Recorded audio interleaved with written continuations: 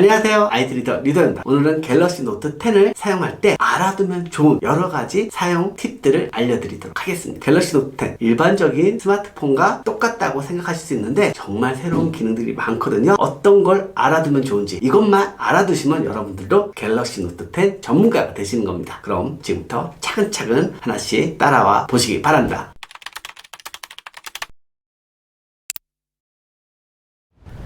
유용한 기능에 가면은 기능 버튼이 있습니다. 두 번 누르기를 할 수 있게 옵션으로 선택할 수 있고요. 두 번 누르면 카메라의 빠른 실행을 할 수 있고요. 빅스비 실행을 하게 하거나 앱 실행을 할 수 있도록 설정을 할 수가 있습니다.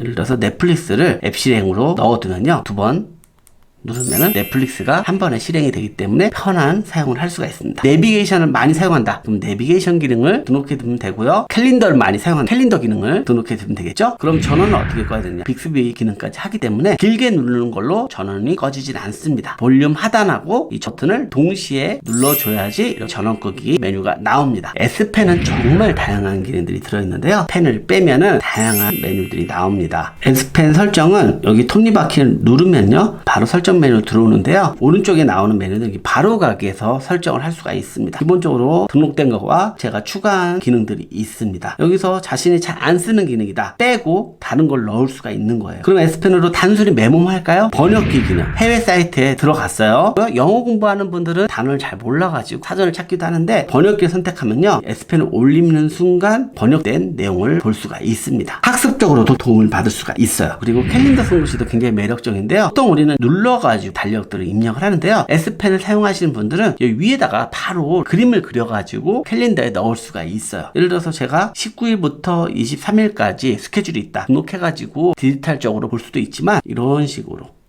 해서 휴가 저장을 누르잖아요. 그대로 캘린더에 저장이 된 겁니다. 넘어가면은 남아있는 걸 볼 수가 있어요. 캘린더 관리를 재밌게 할 수 있는 매력을 가지고 있습니다. 그리고 돋보기 기능은 시력이 안 좋은 분들도 많고 연세가 되면 이제 노안이 오잖아요. 웹페이지가 굉장히 작게 보여요. 돋보기 기능을 실행하면은 이렇게 S펜을 가져다 대기만 해도 크게 글자를 볼 수 있기 때문에 어르신들이 편하게 사용할 수 있는 기능입니다. 비율은 크게 늘릴 수 있기 때문에 시력이 안 좋은 분들도 유용하게 사용할 수 있는 기능이라고 보시면 됩니다. 글랜스 기능은 아래 보면 이게 캡처되는 이미지처럼 이렇게 나와 있는데요. 예를 들어서 달력을 보다가 글랜스 기능에 달력을 등록해 두면요.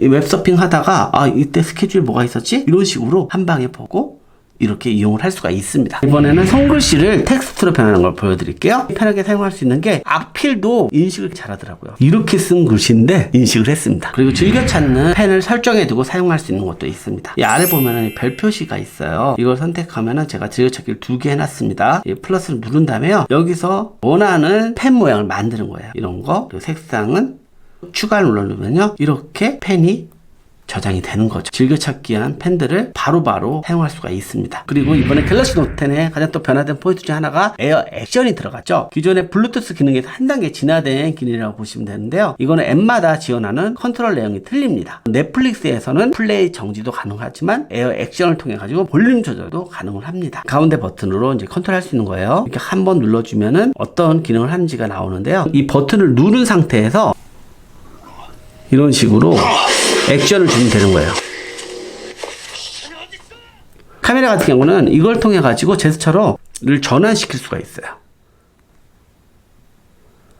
찍는 수준을 넘어서서 참고해서 활용하시면 될 것 같아요. 에어 액션 같은 경우는 이 S펜 설정에 할 수 있는데요. S펜 리모컨이 있습니다. 앱별 액션이라고 있어요. 카메라 선택하면은 한 번 누르기 때 사진 동영상 촬영, 두 번 누르기 할 때는 카메라 전환, 그리고 제스처로 카메라 전환, 내리기 왼쪽 오른쪽 시계 방향, 반시계 방향 이런 식으로 돌리는 것으로 화각도 줄이고 늘리고 이런 기능들을 할 수가 있습니다. 이건 눌러가지고 변경을 할 수가 있어요. 그리고 S펜의 가운데 버튼을 하키로도 사용을 할 수가 있습니다. S펜을 뺀 상태에서 가운데 버튼에 넷플릭스 등록해 놨습니다. 이걸 길게 누르잖아요. 넷플릭스가 바로 실행되는 걸 확인해 볼 수가 있습니다. 설정 메뉴 들어가서 S펜 리모컨 가가지고 여기 펜 버튼을 길게 눌렀을 때 어떤 앱을 사용할지 선택을 하고 활용을 하시면 될 것 같아요. 빠른 설정은 위에 이렇게 내렸을 때 여러 가지 설정 메뉴들이 나오잖아요. 이렇게 끄고 켜고만 할 수 있다고 이제 생각하는 분들이 많은데요. 이거를 길게 누르면은 해당 설정 메뉴로 바로 들어갈 수가 있습니다. 이런 식으로 여러 가지 추가 메뉴들을 볼 수 있으니까 설정을 더 빠르게 할 수가 있어요. 설정 메뉴가 이렇게 내리고 이렇게 내려서 두 번 내리는 액션을 취하잖아요. 이걸 또 한 방에 내릴 수 있는 방법이 있습니다. 두 손가락으로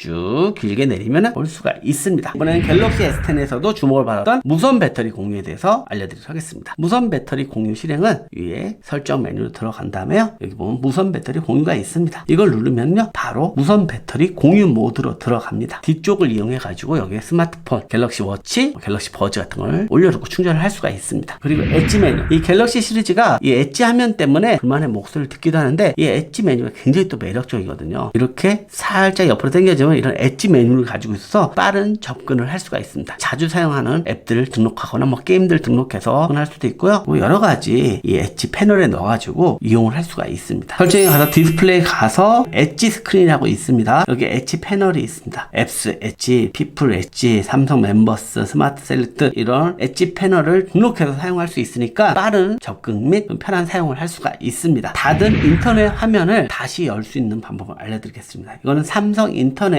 기능에서 실행이 가능한데요. 22개의 이 창이 떠 있습니다. 막 이렇게 지우다 보니까 안 지워야 될 것도 지웠다. 이걸 다시 살리고 싶다. 그때는 위에 설정 메뉴 누르면은 닫은 태 다시 열기가 있습니다. 누르면은 바로 생성이 된 것을 확인해 볼 수 있습니다. 만약에 여러 가지를 지웠다.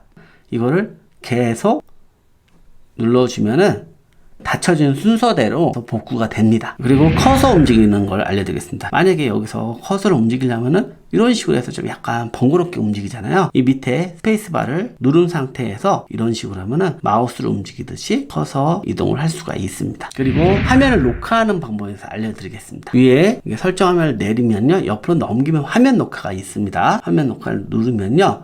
3, 2, 1 화면 녹화가 시작이 됐어요. 그러면 제가 하는 모든 기록들이 기록이 됩니다. 여기서 정지 버튼을 누르면요 영상이 저장이 되고 다른 사람에게 공유할 수 있거나 이렇게 영상을 제작할 때 이용을 할 수가 있습니다. 그리고 캡처하는 방법을 알려드릴게요. 크게 세 가지가 있는데요. 볼륨 하단 버튼하고 전원 버튼을 동시에 짧게 눌러주면은 이렇게 캡처가 되고요. 캡처된 거는 여기서 한번 누르면은 이렇게 메모도 할 수 있고 사이즈 조정도 할 수가 있습니다. 이 화면을 손바닥으로 옆으로 쓸어주잖아요.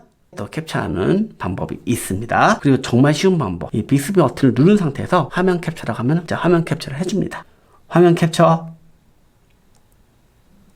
음성으로도 화면 캡처를 할 수 있다는 거 참고해서 활용하시면 될 것 같아요. 이번에는 휴식 모드에 대해서 알려드릴게요. 설정에 들어가면은 디지털 웰빙이 있습니다. 휴식 모드라고 있어요. 우리가 잠잘 때 스마트폰을 확인하면은 눈이 부셔서 잠이 깨기도 하고 또 여러 가지 알람 때문에 깊은 잠에 못 드는 경우가 있는데 이 휴식 모드를 활성화시키면은 모든 화면이 흑백으로 바뀌면서 눈의 피로도를 낮춰주고요. 모든 알림들이 안 오게 처리를 해줍니다. 이런 휴식 모드 같은 경우는 예약 시간을 설정해서도 이용을 할 수가 있고 그냥 바로 켜가지고도 이용을 할 수가 있어요. 흑백으로 메뉴가 다 나오는 것을 확인해 볼 수가 있습니다. 휴식 모드를 매일 자동으로 설정해 두면 편하게 이용을 하실 수가 있을 거예요. 그리고 이 하단에 이 홈 버튼을 없애고 아이폰 방식으로 컨트롤하는 것을 변경할 수도 있습니다. 내비게이션 바를 설정할 수 있는 부분인데요. 설정에 들어가서요. 디스플레이로 가서 내비게이션 바가 있습니다. 지금 내비게이션 버튼이 있는 구조고요. 이걸 선택하면은 화면 제스처 방식으로 바뀝니다.